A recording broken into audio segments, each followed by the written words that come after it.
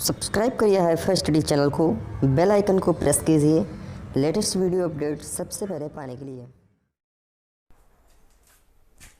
Hello friends, welcome back HiFi study changing the way of education. दोस्तों, आज जो होगी हमारी वो अनुपात और समानुपात की तीसरी क्लास होगी। जैसा कि सभी को पता है कि थर्ड सेमेस्टर की क्लासें जो हैं वो प्रारंभ हो चुकी हैं। आज ये मेरी थर्ड सेमेस्टर की टोटल तीसरी क्लास है। पहला चैप्टर है वो हम लोग यहाँ पर डिस्कस कर रहे हैं। इससे पहले दो क्लासें अनुपात और समानुपात की आ चुकी हैं। तो जिन भी साथियों ने अभी तक उन क्लासों को नहीं देखा है तो आप लोग चैनल के प्लेलिस्ट पे जा सकते हैं और वहाँ से आप उन दो वीडियो को देखकर अपना जो ये बेसिक है अनुपात और समानुपात का उसको क्लियर कर सकते हैं। आज हम आपके बुक के एक्सरसाइज को सॉल्व कराएंगे, ठीक है ना। जितने भी क्वेश्चन बन सकते हैं उतने मैं क्वेश्चन आपको बताऊंगा। जो चीज़ इंपॉर्टेंट है वो साथ में आपको नोट करते हुए चलना है। तो जितने भी साथी भाई वीडियो को देख रहे हैं एक बार वीडियो को जल्दी से शेयर कर देंगे सभी ग्रुपों में, जितने भी ग्रुप उनके फ़ोन में हैं। जो भी बंदा थर्ड सेमेस्टर में है उसके पास इस वीडियो को आप लोग जरूर से जरूर पहुंचाएं। और जो नए व्यूवर हैं वो वीडियो को पूरा अंत तक वॉच करेंगे। अगर वीडियो उनको सबसे अच्छी लगे तो वीडियो को लाइक करेंगे और चैनल को भी सब्सक्राइब कर लेंगे। शुरुआत करते हैं आज के पहले नंबर क्वेश्चन से। पहला क्वेश्चन है 4, 6, x 12 संख्याएं समानुपाती हैं तो x का मान आपको बताना है। ऐसे क्वेश्चन कल मैंने आपको कईयों कराए थे। क्या कि 4, 6, x 12 ये समानुपात में है तो x के स्थान पर कौन सी वैल्यू आएगी वो आप लोगों को बताना है।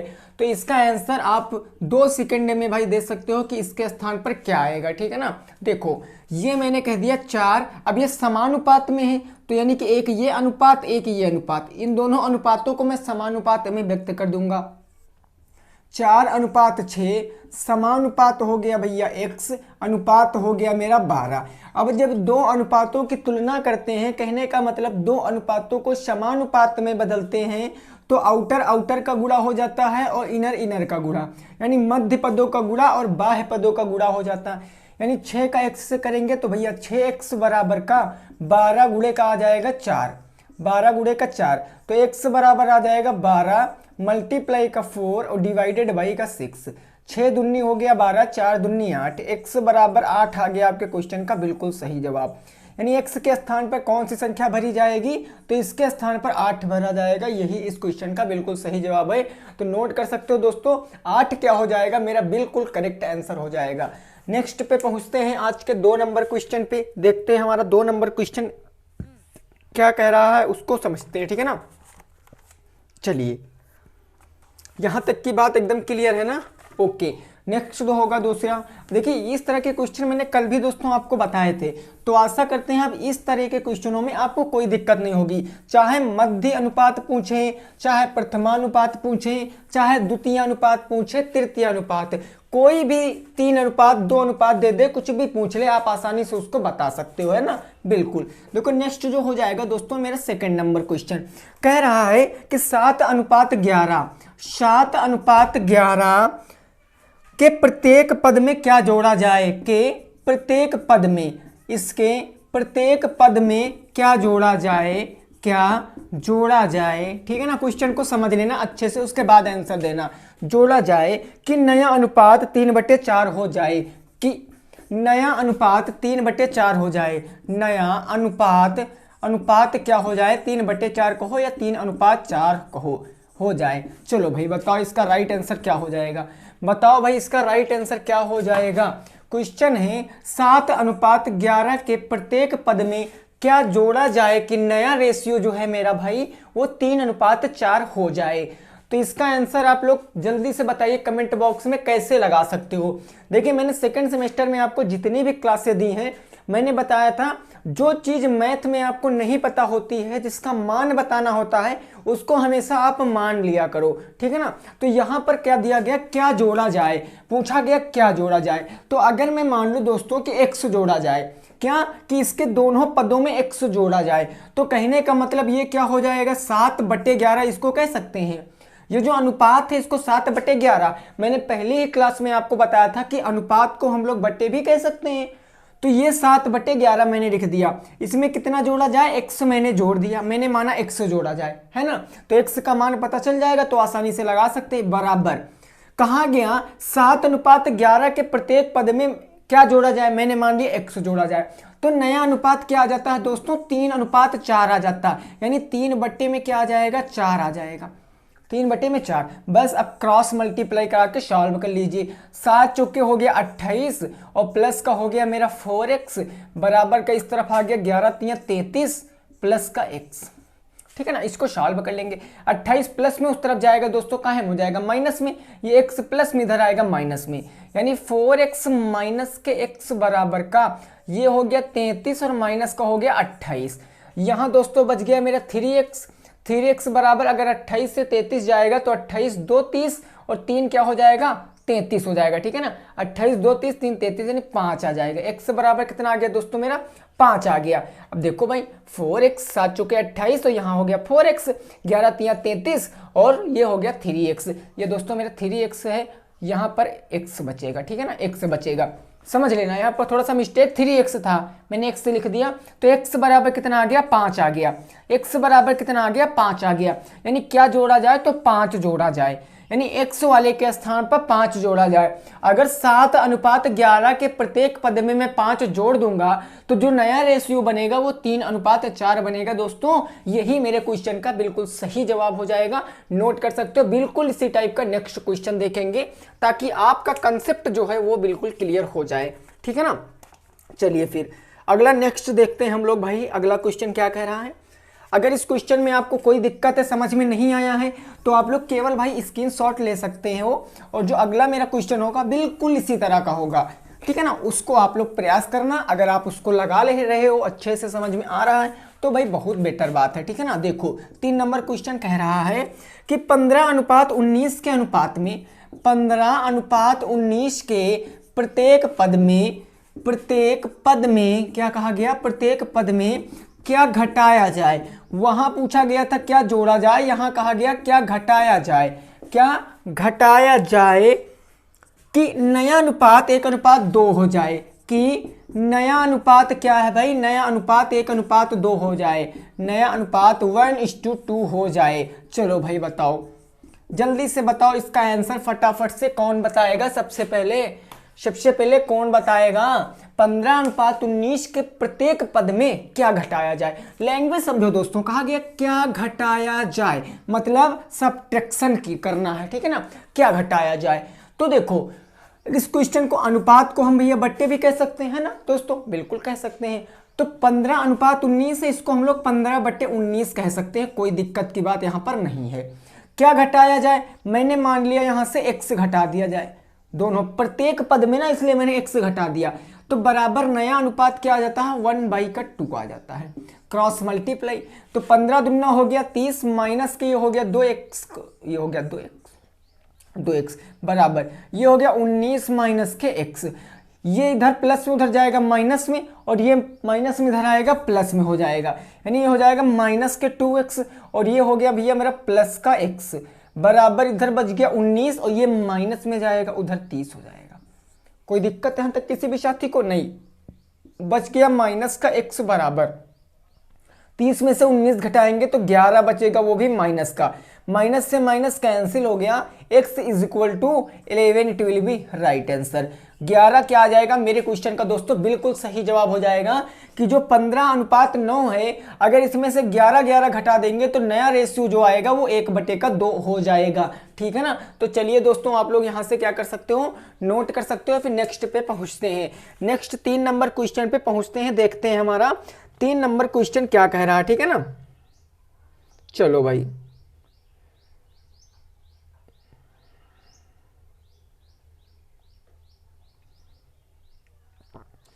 चलो क्लियर है, यहाँ तक की बात सबको क्लियर है।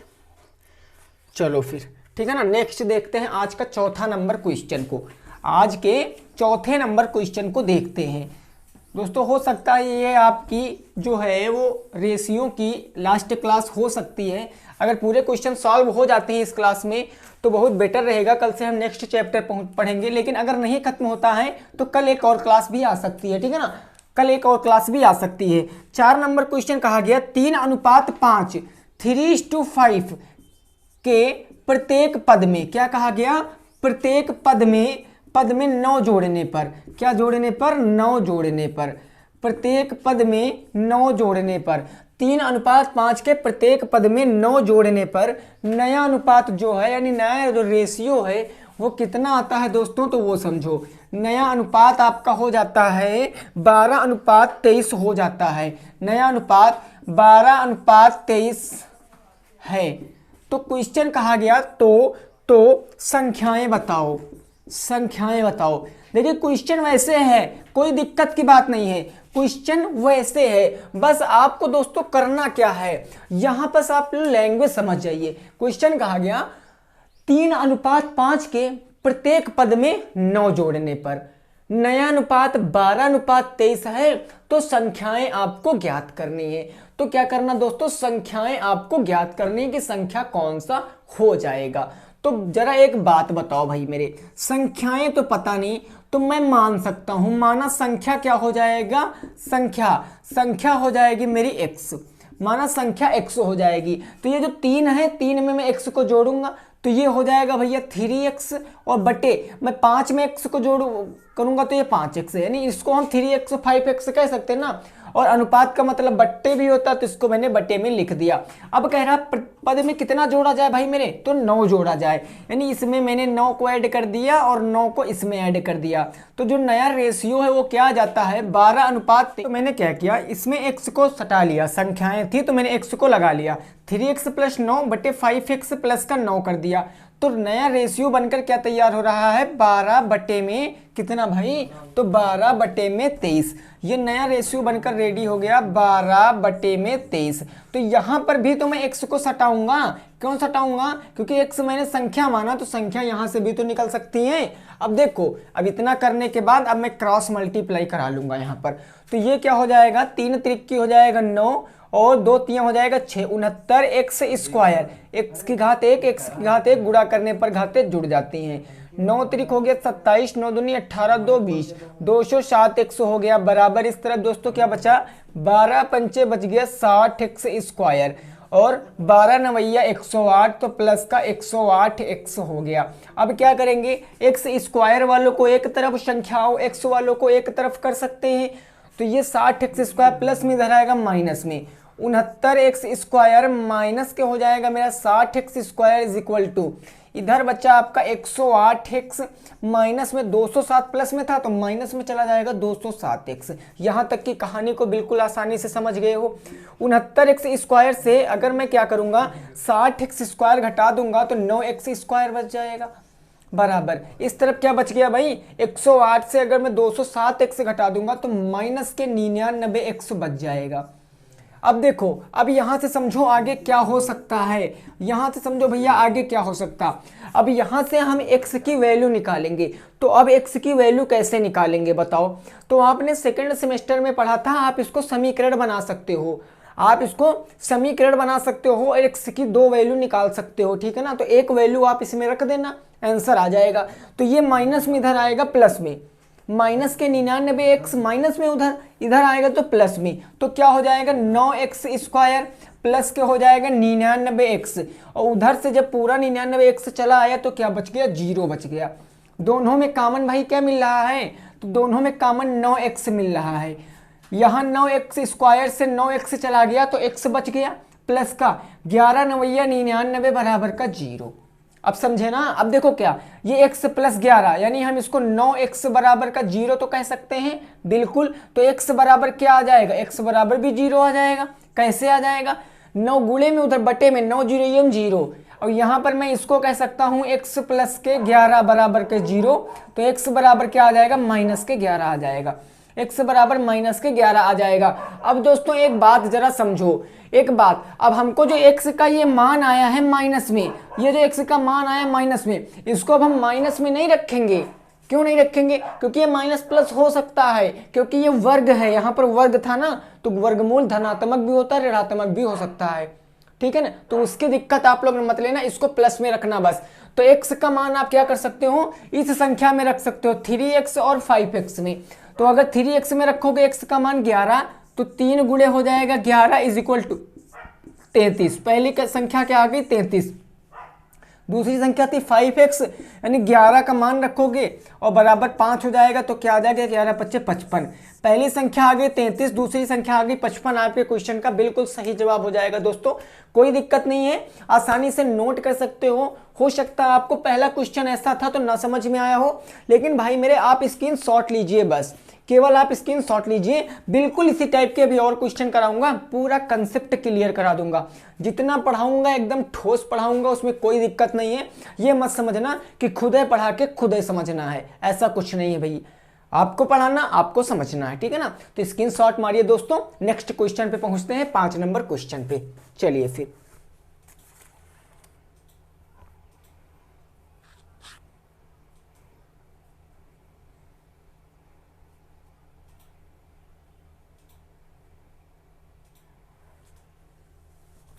चलो ठीक है ना, क्लियर यहां तक की बात भाई। अगला नेक्स्ट क्वेश्चन आय और व्यय से है हमारा, कि एक आदमी इतने अनुपात में आय करता है, इनके इतने अनुपात में व्यय करता है, और कुछ हमको आय व्यय में से कुछ दे दिया गया होगा और कुछ क्वेश्चन पूछ भी लिया है। ऐसे क्वेश्चन आपके पेपर में आते हैं, ठीक है ना। तो वो भी क्वेश्चन हम लोग देख लेते हैं क्या क्वेश्चन कह रहे हैं। और दोस्तों मैं बता दूं, बहुत से साथी कमेंट करके पूछते हैं कि सर आप किस बुक से पढ़ाते हो, आप किस बुक से पढ़ाते हो। दोस्तों जितना भी कुछ मैं पढ़ाता हूँ इस 3rd सेमेस्टर में, सभी ठाकुर पब्लिकेशन से मैं आपको पढ़ा रहा हूँ, ठीक है ना। तो जितने भी साथियों के पास अगर ठाकुर पब्लिकेशन की बुक नहीं है तो वो टेंशन ना लें भैया, ऐसे क्वेश्चन उसमें भी होंगे, चाहे वो साहित्य की हो, पवन की हो, कोई दिक्कत नहीं है, राखी की हो, कोई दिक्कत नहीं है, किसी भी पब्लिकेशन की हो, क्वेश्चन ऐसे होंगे भैया, कहीं कुछ और नहीं होगा। फिर भी आपको अगर उस पब्लिकेशन में कोई क्वेश्चन ऐसा है जो आपको समझ में नहीं आ रहा है तो आप पूछ भी सकते हो, चाहे वो कमेंट हो या आप किसी भी माध्यम से किसी भी सर से जुड़े हो तो आप वो पूछ भी सकते हो, कोई दिक्कत नहीं, आपको बिल्कुल संतुष्ट कराया जाएगा। क्लियर। चलिए भाई नेक्स्ट है मेरा 5 नंबर क्वेश्चन। देखिए क्या कह रहा है, तो कह रहा है 2 व्यक्तियों की आय का अनुपात 9:4 है। 2 व्यक्ति हैं, कोई 2 व्यक्ति हैं, 2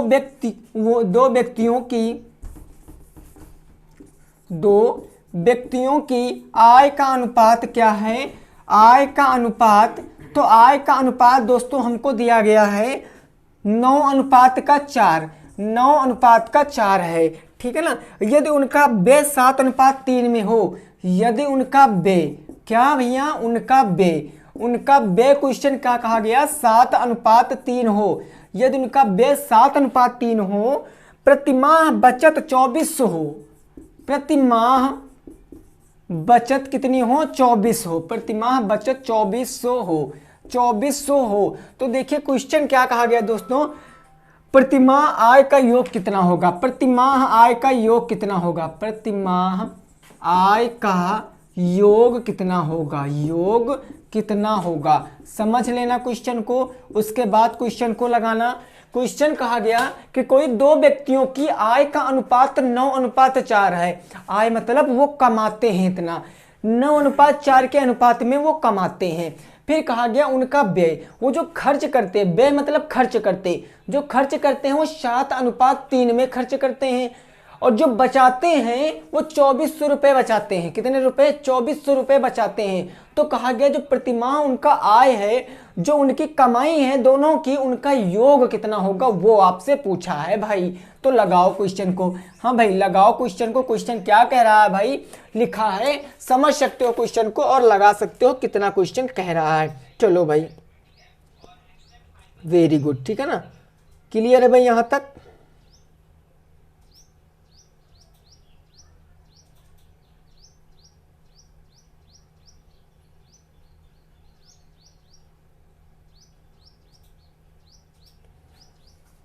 देखिए मैंने कई बार बताया, अगर प्रॉब्लम हो रही है तो आय व्यय को आप लोग मान सकते हो, इक्वेशन बना के क्वेश्चन को सॉल्व कर सकते हो, या फिर आपको अगर कोई और मेथड पता है तो वो भी मेथड आप लोग यहाँ पर प्रयोग कर सकते हो। देखो अगर दोस्तों मैं यहाँ पर कहूँ आय और व्यय हमको नहीं पता है, एक आय की बात की गई, एक व्यय की बात की गई, नहीं पता, तो मैं सपोज कर लूंगा, माना आय क्या हो जाएगी भाई, मैंने माना आय मैंने मान लिया x और व्यय को मैं मान लूंगा y, ठीक है ना, समझ कर चलना, आय को मान लिया x, व्यय को मान लिया है y।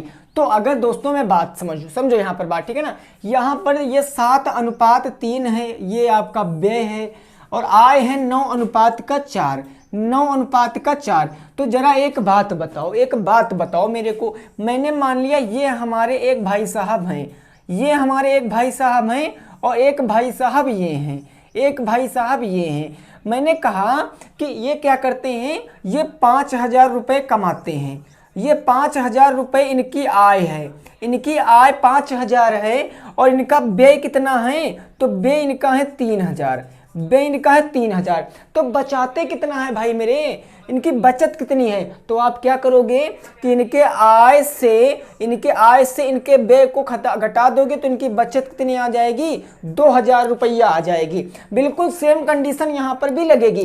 ये जितनी आय करते हैं यानी कि जितने कमाते हैं और जितना ये व्यय करते हैं, अगर इनके आय से इनके व्यय को हम लोग घटा देंगे, जो आएगा वो मेरी बचत आ जाएगी। बोलो भाई कि नहीं आ जाएगी, है ना, बिल्कुल। तो अगर मैं यहाँ पर जो दो व्यक्ति हैं, तो पहले की आय 9 होगी तो पहले की खर्च क्या होगा, 7 होगा। पहले की आय 9 होगी तो पहले का खर्च क्या होगा, 7 होगा। दूसरे की आय अगर 4 होगी तो दूसरे का खर्च क्या होगा, 3 होगा। क्योंकि सीरियल से चलेंगे ना भाई, अनुपात में सीरियल से चलेंगे। तो ये बात समझे हो तो अब आप इक्वेशन बना सकते हो। देखो कैसे, ठीक है ना, देखो कैसे यहाँ पर इक्वेशन बना सकते हो।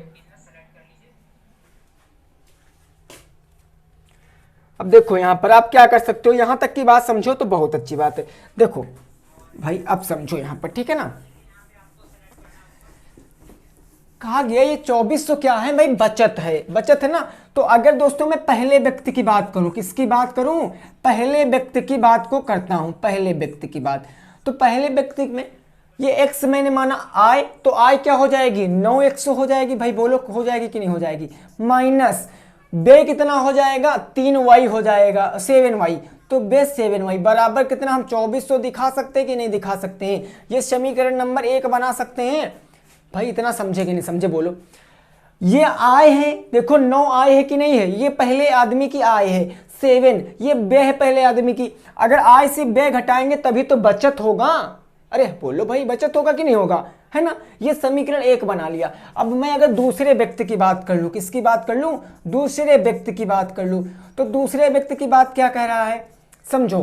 कह रहा है कि आय कितनी है इनकी, 4। तो आय माने है x, तो ये हो जाएगा 4x माइनस इनका व्यय कितना है, 3y, तो ये हो जाएगा 3y बराबर। ये भी तो भैया 2400 बचाते हैं, ये भी तो 2400 बचाते हैं। ये समीकरण नंबर हो जाएगा 2, ये समीकरण नंबर हो जाएगा 2। अब समीकरण 1 और समीकरण 2, समीकरण 1 और समीकरण 2 में क्या करेंगे, तुलना कर लेंगे। समझो यहाँ पर समीकरण 1 और समीकरण 2, ये तो आपको सेकंड सेमेस्टर में कितनी बार मैंने समझाया।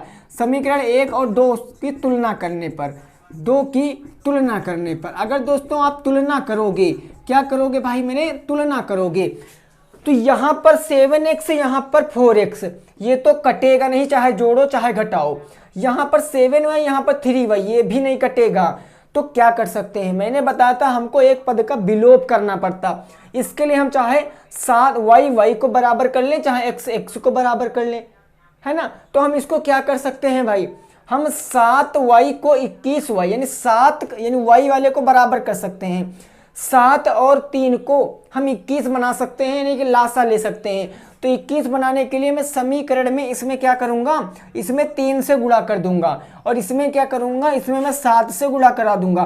तभी तो 7 त्रिक 21 होगा और 3 सत्ते 7 त्रिक 21 और 3 सत्ते 21, ठीक है ना। तो देखो पहला समीकरण बन जाएगा 9 त्रिक 27x माइनस का 21y बराबर का 24 तियां 72, ये हो गया 7200। समझे कि नहीं समझे भाई, पूरे समीकरण में गुणा कराते हैं। ये बन जाएगा 7 चौक 28x, 28x माइनस का दोस्तों क्या बच जाएगा, 7 त्रिक 21y, 7 त्रिक 21y बराबर का 7 चौके 28 के 8 हासिल आ गया 2, 7 दूनी 14 15 16, ये 16,800 आ गया, 16,800 आ गया। कोई दिक्कत नहीं, यहाँ तक किसी भी साथी को घटा लेंगे तो ये देखो ये माइनस हो जाएगा, ये प्लस है तो ये माइनस है तो प्लस हो जाएगा, प्लस है तो माइनस हो जाएगा।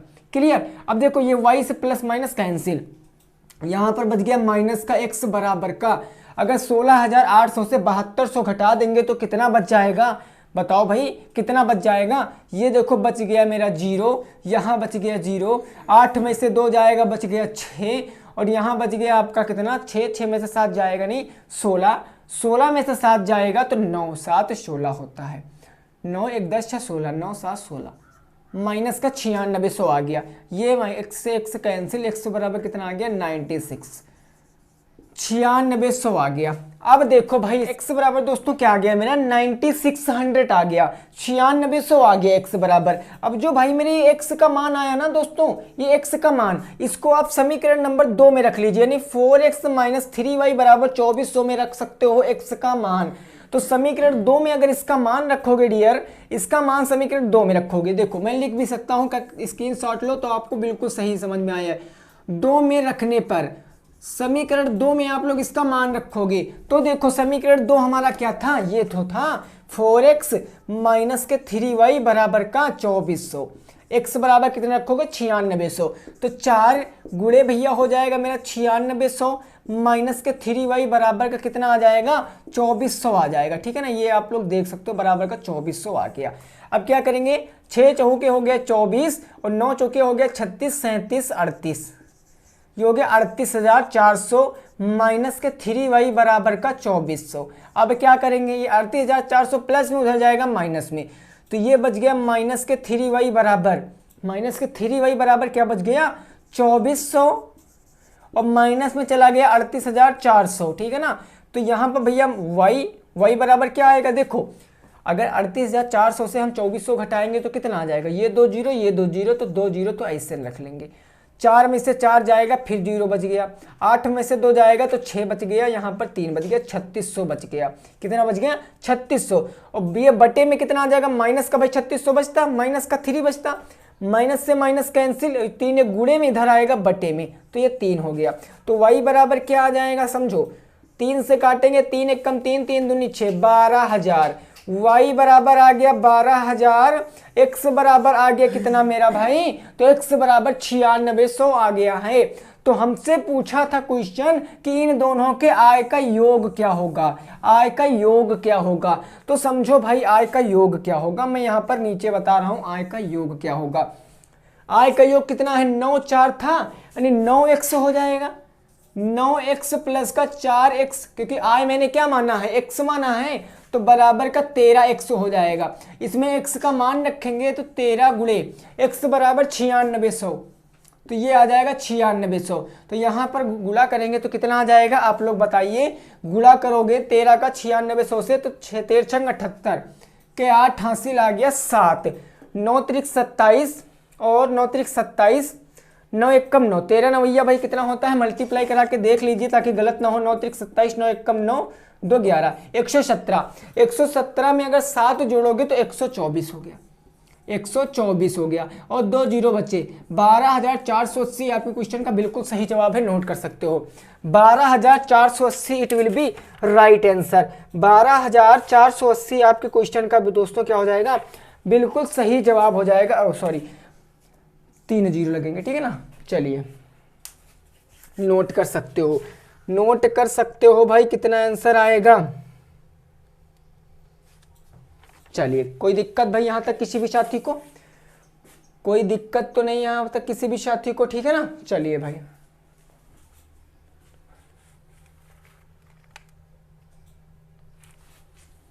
ये भाई यहां पर 2 जीरो हैं, ठीक है ना, 3 जीरो मत समझ लेना, 2 जीरो हैं। देखिए हो सकता है आपको क्वेश्चन एक बार में ना समझ में आया हो, एक बार में ना समझ में, फिर से मैं आपको थोड़ा सा रिपीट किए दे रहा हूं क्वेश्चन को। यहां पर हमसे आय व्यय का रेशियो दिया गया था, मैंने आय माना x, व्यय माना y, मैंने कुछ नहीं किया, आय में x कर दिया, व्यय में y कर दिया, आय से व्यय घटाएंगे तो बचत हो जाएगी। तो मैंने क्या किया, समीकरण को बराबर किया, x का मान आ गया 9600, x का मान समीकरण नंबर 2 में रखा, तो y का मान आ गया 1200। y का मान निकालना जरूरी नहीं था दोस्तों, हमसे आय पूछा था तो हम आय यहाँ से सीधे बता सकते थे, लेकिन अभी व्यय पूछा था तो हमको थोड़ा सा कंफ्यूजन हो जाता है, तब तो ये निकालना पड़ता ना भाई, निकालना पड़ता। तो इसीलिए मैंने x बराबर सीधे कह दिया 96, इसका मान मैंने इसमें रखा आय में, तो 9x plus 4x, 9 4 13x, x क्यों लगाया, क्योंकि आय माना है।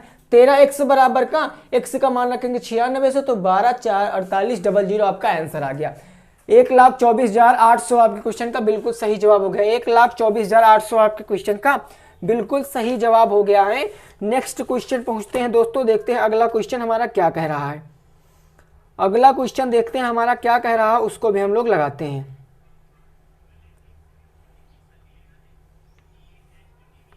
चलो ठीक है ना, क्लियर है भाई यहाँ तक, कोई दिक्कत नहीं यहाँ तक किसी भी साथी को। नेक्स्ट क्वेश्चन देखते क्या कह रहा है।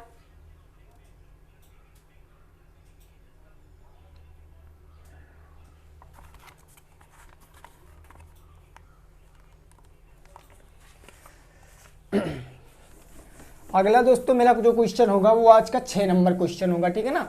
आज का 6 नंबर क्वेश्चन होगा। क्या कह रहा है क्वेश्चन, उसको समझते हैं। देखिए पूरे आपके बुक के क्वेश्चन हैं, कहीं अलग का कुछ भी नहीं आपको बताया जा रहा है। और ऐसे क्वेश्चन भैया बनते हैं, ठीक है ना, ऐसे बनते हैं। मत समझना थोड़ा लेंथी है, हाँ लगेगा लेंथी, पहली बार अगर पढ़ रहे हो तो लगेगा लेंथी, लेकिन जब आप इसकी सभी क्लासें अटेंड करोगे तो आपको चीज़ें बहुत ज़्यादा आसान लगने लगेगी। देखिए क्वेश्चन कह रहा है कि रमेश ने 100 में 2 किलोग्राम सेब बेचा, मोहन ने 5 किलोग्राम सेब 250 में बेचा, उसने एक ही भाव में सेब बेचे। तो कहा गया क्या दोनों ने एक ही भाव में सेब को बेचे हैं? बोलो भाई, क्या दोनों ने एक ही भाव में सेब को बेचे हैं? रमेश ने क्या किया, ये रमेश ने क्या किया भैया, ये 100 रुपए में 2 किलोग्राम सेब बेचे, 2 केजी सेबों को इन्होंने बेचा, सेल किया, सेब बेचा। और एक जने हैं आपके कौन, तो एक है मोहन, एक है रमेश, एक है मोहन। मोहन क्या करते हैं तो सुनो, मोहन करते हैं 5 किलोग्राम सेब 250 में बेचते हैं। ये क्या करते हैं 250 रुपए में 5 केजी सेब बेचते हैं, 5 केजी सेब बेचते हैं 250 रुपए में। तो क्वेश्चन कहा गया कि क्या दोनों ने जो सेब खरीदा था वो एक ही रेट पे खरीदा था, भाव क्या था वो आपको पूछना है, बताना है। तो देखिए मैंने कल आपको बताया था कि क्या अगर कोई रेशियो बराबर कब होता, कोई समानुपात बराबर कब होता, जब मध्य पदों का गुणनफल बाह्य पदों के गुणनफल के बराबर होता है, तब वहां पर बराबर होता है, ठीक है ना। यही तो होता है भाई, बोलो यही होता है ना। तो यहां से आप एक बात समझो, अगर मैं यहां से कहूं 2 किलोग्राम सेब 100 रुपए का खरीदते हैं, 2 किलोग्राम सेब 100 रुपए का खरीदते हैं, यानी 2 केजी बराबर कितना है 100 है। तो 1 केजी बराबर क्या हो जाएगा दोस्तों, 1 केजी बराबर 100 बटे में 2 होगा, इसको काटेंगे तो 50, यानी 1 केजी का मूल्य कितना आ गया 50 रुपए आ गया।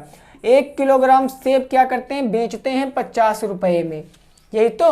दूसरा ये क्या कर रहे हैं 5, ये 5 केजी सेब बेचते हैं 250 रुपए में, तो 1 केजी किस में बेचेंगे, को क्या हो जाएगा भाई, यहाँ काटेंगे तो 5 से 5 बार में चला जाएगा, 50 पंचे 250, यानी यहाँ पर 1 केजी बराबर 50, यानी जो भैया आपके मोहन हैं वो भी 1 किलो सेब 50 रुपया में बेचते हैं, और जो ये आपके रमेश हैं वो भी 1 केजी सेब 50 रुपये में बेचते हैं। तो कहने का मतलब दोनों लोग जो सेब बेचते हैं उनका रेट क्या है, बिल्कुल सेम है, समान है। तो यहाँ से सिद्ध करना था। देखिए क्वेश्चन क्या था कि यदि रमेश 100 रुपए में 2 किलो सेब बेचते हैं और मोहन 250 रुपए में 5 किलो सेब बेचते हैं, तो क्या दोनों लोग 1 किलो सेब सेम रेट पर बेचते हैं, ये आपसे क्वेश्चन पूछा था। तो देखो मैंने सिद्ध कर दिया, आप लोगों ने देख भी लिया कैसे सिद्ध हुआ। 1 केजी सेब ये भी 50 के बेचते हैं और ये भी 50 के बेचते हैं। तो आई होप कि आपको ये बिल्कुल क्लियर हो गया होगा। नेक्स्ट पे पहुंचते हैं आज के 7 नंबर क्वेश्चन पे। टोटल भाई 10 क्वेश्चन आपको बताऊंगा, ठीक है ना, बिल्कुल आपको टेंशन नहीं लेना है, हर एक कंसेप्ट आपका बिल्कुल क्लियर हो जाएगा। चलो भाई ठीक है ना। नेक्स्ट देखिए क्या कहा गया क्वेश्चन, ये सभी क्वेश्चन आपके बुक के हैं, सभी क्वेश्चन आपके बुक के हैं। जो भी क्वेश्चन आ रहा है सीरियल वाइज मैं आपको उस क्वेश्चन को कराते हुए जा रहा हूं, कोई भी क्वेश्चन छोड़ा नहीं जा रहा है, ऐसा कोई क्वेश्चन नहीं है जो आप छोड़ रहे हो, सभी क्वेश्चन कर रहे हो। देखिए क्वेश्चन अगला नेक्स्ट मेरा 7 नंबर कहा गया कि 60 पैसे और क्वेश्चन क्या कहा गया भाई, 60 पैसे और 5 रुपए में अनुपात बताओ, 5 रुपए में क्या बताओ, अनुपात बताओ। चलो भाई लगाओ, इसका तो आंसर आप तुरंत बता सकते हो, इसका तो आंसर आप तुरंत बता सकते हो। इसका क्या आंसर आ जाएगा, 60 पैसे और 5 रुपए में क्या अनुपात होगा। तो दोस्तों अगर आपको रेशियो की क्या पता है, डिफिनेशन पता है, तो आप आसानी से बता सकते हो। अनुपात क्या है? दो समान राशियों की तुलना को अनुपात कहते हैं। तो यहाँ पर क्या राशियां समान हैं? देखो ये भैया पैसे में है, ये रुपया में है। अब तो बात थोड़ी सी गड़बड़ हो गई। तो चाहे पैसे वाले को रुपया में बदलो और चाहे रुपया वाले को पैसे में बदलो, तभी तो काम हो पाएगा। बोलो। तो ये 60 पैसे हैं, मैं इनको 60 पैसे नहीं कहूँगा अनुपात। ये 5 रुपए हैं, इनको पैसे में बदलूंगा तो 5 गुणे 100 कर दूंगा, क्योंकि 1 रुपया में 100 पैसा, तो 5 रुपया में 500 पैसा, यानी 60 गुणे का क्या हो जाएगा? 500 हो जाएगा। इसको काट सकते हैं, 0 से 1 0 कट गया तो बच गया आपका 6 अनुपात हो गया 25। काटेंगे 2 से तो 2 3 हो गया 6 और 25 दूना 50, अब कटेगा नहीं, तो 3 अनुपात 25 मेरे क्वेश्चन का बिल्कुल सही जवाब है। नोट कर सकते हो, 3 अनुपात 25 बिल्कुल सही जवाब हो जाएगा आपके क्वेश्चन का। अगला नेक्स्ट बिल्कुल इसी टाइप का क्वेश्चन बुक में दिया गया है। 4 घंटे का 45 मिनट से अनुपात बताओ। 4 घंटे का 45 मिनट से क्या बताना है आपको? अनुपात बताना है। ऐसे क्वेश्चन भाई ढेरों कराए हैं मैंने। 4 घंटे का 45 मिनट से 8 नंबर क्वेश्चन है। 4 घंटे का 45 मिनट से अनुपात बताओ। 45 मिनट से अनुपात बताओ। चलो भाई सभी साथी इसका आंसर बताओ भाई, आसानी के साथ, कुछ प्रॉब्लम नहीं है, सब पढ़े हो। क्वेश्चन है 4 घंटे का 45 मिनट से अनुपात बताओ। ये घंटे में और ये मिनट में कोई कॉम्बिनेशन नहीं बन रहा है, तो इस घंटे वाले को मिनट में बदल लें या इस मिनट वाले को घंटे में बदल लें, तभी तो आंसर आएगा। तो 1 घंटे में कितने मिनट? 60 मिनट। तो 4 घंटे में जब 4 घंटे को मिनट में बदलोगे तो 60 से मल्टीप्लाई, अनुपात ये हो गया 45 मिनट। क्योंकि ये अब समान राशियां हो गई, दोनों मिनट में हो गया, तो मैंने अनुपात में व्यक्त कर दिया। 6 चौके हो गया 24, 240 अनुपात हो गया 45। 5 से काट सकते हैं, देखो कैसे कट जाएगा। 5 9 हो गया 45 और यहाँ हो गया भैया 5 चौके 20 और 55 40। 5 चौके 20 और 55 40। 3 से काट सकते हैं, 3 त्रिका 9, 3 एकम 3, 3 छंग 18, 3 अनुपात 16 आपके क्वेश्चन का बिल्कुल सही जवाब हो जाएगा। 16 अनुपात 3 आपके क्वेश्चन का बिल्कुल सही जवाब हो जाएगा। नोट कर सकते हो, 16 अनुपात 3 आपके क्वेश्चन का क्या हो जाएगा? सही जवाब हो जाएगा 16 अनुपात 3। कोई दिक्कत? भाई देखो 45 मिनट 4 घंटे, घंटे को मिनट में बदला, 6 चौक 24, 240 हो गया। 5 से काटा, 5 9 45, 5 चौके 20, 5 8 40, काट दिया। 16 अनुपात 9, 16 अनुपात 3 आपके क्वेश्चन का सही जवाब हो गया। नेक्स्ट पे पहुंचते हैं दोस्तों, क्या कह रहा है क्वेश्चन उसको भी समझते हैं, ठीक है ना। चलो भाई अगला देखते हैं हम लोग।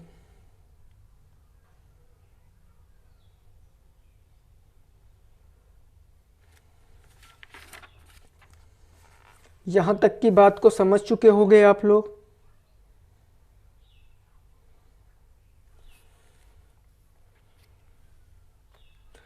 चलिए भाई नेक्स्ट देखते हैं अगला क्वेश्चन। अगला क्वेश्चन देखिए, देखते हैं क्या कह रहा है क्वेश्चन।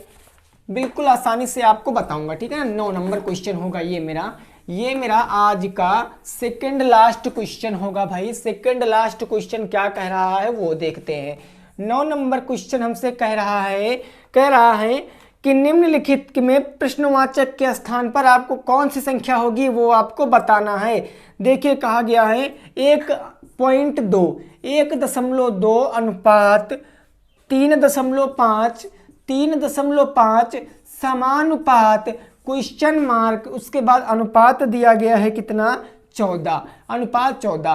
क्वेश्चन कहा गया कि यहाँ प्रश्नवाचक के स्थान पर कौन सी संख्या आएगी, इस वाले स्थान पर कौन सी संख्या आएगी। ये समानुपात में व्यक्त है तो आसानी से बता सकते हो। मैंने मान लिया यहाँ पर x संख्या आएगी, x आएगी, तो आउटर का गुणा इनर का गुणा, आपको ये नियम पता भी होगा, तो ये नियम लगाइए, यानी 3.5x हो जाएगा कि नहीं हो जाएगा। 3.5x इज इक्वल टू 14 और गुणे का 1.2 हो जाएगा, है ना। तो ये भैया देखो x बराबर क्या हो जाएगा 14 और गुणे हो जाएगा 1.2 और बटे में क्या हो जाएगा 3.5 हो जाएगा 3.5। अब क्या करेंगे, दशमलव से दशमलव को काट सकते हैं, है ना। बिल्कुल, अब हम यहाँ पर क्या कर सकते हैं, ऊपर मल्टीप्लाई करा सकते हैं। यहाँ पर क्या करेंगे 14 गुणे हो गया भैया 12 बटे नीचे है 35, ऊपर मल्टीप्लाई करा लेंगे। 12 चौके 48 के 8 हासिल कितना आ गया 4 आ गया। 12 एक कम 12, 12 4 हो गया 16। 168 डिवाइडेड बाई 35, ठीक है ना। यहाँ 35 है 35 है। अब 168 को आप लोग 35 से क्या कर सकते हो, भाग कर सकते हो। तो 168 भागे हो जाएगा मेरा 35, ये जाएगा 4 बार में, तो 4 पंचे हो गया 20, 4 तियां 12 और 13 14, 140। बच कितना गया भाई, ये 28 बच गया। दशमलव लगाएंगे, जीरो बढ़ाएंगे। अब कितनी बार जाएगा, ये अब 8 बार चला जाएगा। 8 पंच 40, 8 त्रिक 24, 4 28, ये पूरा पूरा कट गया। तो आंसर कितना आ गया 4.8, यानी कितना आ गया 4.8 आ जाएगा मेरे क्वेश्चन का बिल्कुल सही जवाब। यानी एक्स वाले के स्थान पर, क्वेश्चन वाले के स्थान पर कितना भरा जाएगा 4.8, it will be right answer. दोस्तों नोट कर लीजिए, फिर नेक्स्ट क्वेश्चन पे पहुंचते हैं। नोट कर लीजिए, फिर नेक्स्ट क्वेश्चन पे पहुंचते हैं। देखते हैं अगला क्वेश्चन हमारा क्या कह रहा है, उसको हम लोग लगाने का भी प्रयास करेंगे, ठीक है ना। चलिए देखिए, ये सभी क्वेश्चन जो हैं आपके बुक के हैं और आज ही आपका चैप्टर बिल्कुल खत्म हो जाएगा, ठीक है ना। बिल्कुल आपका ये चैप्टर आज खत्म। कल से हम लोग सेकंड चैप्टर पढ़ेंगे जो कि है मेरा घातांक। थर्ड सेमेस्टर का सेकंड चैप्टर है मेरा घातांक, जो कि फोर्थ सेमेस्टर में फर्स्ट चैप्टर है। अगला 10 नंबर क्वेश्चन मेरा कह रहा है क्वेश्चन मार्क अनुपात 9 और समानुपात हमको दिया गया है भाई 1:4.5। अब बताइए यहाँ पर कितना आंसर आएगा। ये तो भाई आंखों ही आंखों में सॉल्व कर सकते हो। खाली स्थान अनुपात 9, समानुपात 1:4.5, इसको आंखों ही आंखों में सॉल्व कर सकते हो। इनर इनर का गुणा और आउटर आउटर का गुणा, ये हो जाएगा। यहाँ मैंने मान लिया x होगा भाई, तो 4.5 x बराबर का 9, एक कम का 9, x बराबर का 9 डिवाइडेड बाई 4.5, कितनी बार 2 बार। x बराबर कितना आ गया 2 आ गया, यानी क्वेश्चन मार्क के स्थान पर क्या भरा जाएगा 2 भरा जाएगा। It will be right answer. Note कर लीजिए, नेक्स्ट पे पहुंचते हैं। जो अगला क्वेश्चन होगा ये दोस्तों मेरा लास्ट क्वेश्चन होगा, ठीक है ना। जो अगला क्वेश्चन होगा ये मेरा आज का लास्ट नंबर क्वेश्चन होगा। देखिए जो अगला क्वेश्चन है वो बीटीसी 2017 में पूछा गया था। क्वेश्चन स्क्रीन के ऊपर आ चुका है, आप लोग देख सकते हो क्वेश्चन क्या कह रहा है, उसकी भावनाएं क्या कह रही हैं और उसको लगाने का प्रयास करिए। क्वेश्चन दोस्तों हमारा कहा गया है कि यदि लखनऊ से कानपुर तथा लखनऊ से इलाहाबाद के बीच की दूरी में 3:8 का अनुपात हो और लखनऊ से इलाहाबाद के बीच की दूरी 200 किलोमीटर हो, तो लखनऊ से कानपुर के बीच की दूरी आपको बताना है। ये क्वेश्चन दोस्तों आपका बीटीसी 2017 में पूछा भी गया था। बीटीसी के थर्ड सेमेस्टर 2017 में ये क्वेश्चन पूछा गया था।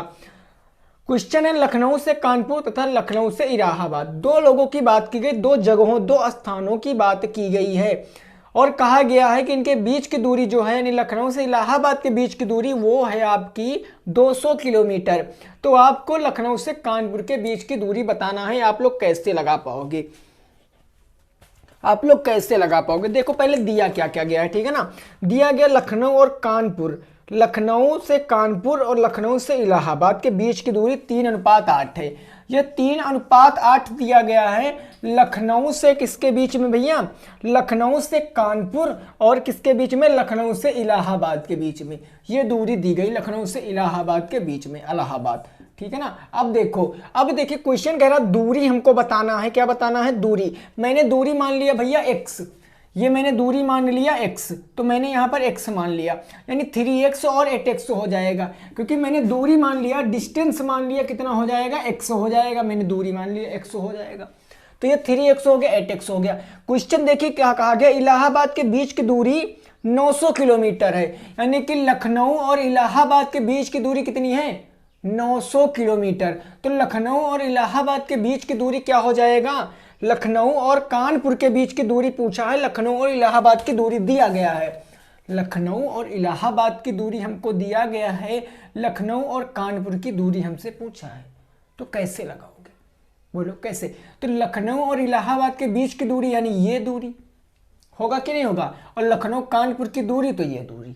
तो देखो ये जो दूरी होगी एटेक्स, ये एटेक्स जो दूरी है ये मेरी लखनऊ और इलाहाबाद की दूरी है, लखनऊ और इलाहाबाद की दूरी यानी एटेक्स बराबर हमको दिया गया है क्वेश्चन में, एटेक्स बराबर 200 कितना दिया गया है भाई, देख कर बताओ। एटेक्स बराबर 200 किलोमीटर, एटेक्स बराबर 200 किलोमीटर दिया गया है और हमसे 3x का मान पूछे है, हमसे 3x का मान पूछे है। तो अगर मैं x की वैल्यू निकाल लूं और यहां पर x का मान रख दूं तो हमको आसानी से पता चल जाएगा, है भाई? बोलो पता चल जाएगा ना। तो यहां पर x बराबर क्या हो जाएगा, 200 डिवाइडेड बाई 8 हो जाएगा कि नहीं हो जाएगा?